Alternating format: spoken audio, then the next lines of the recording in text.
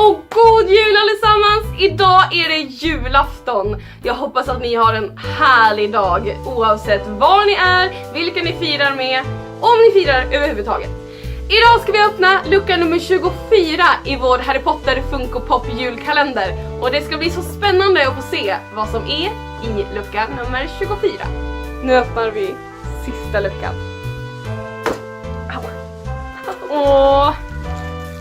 Och det är ju Harry, i sin jultröja, men det skulle ju faktiskt inte stå H på den. Men det här är alltså lucka nummer 24.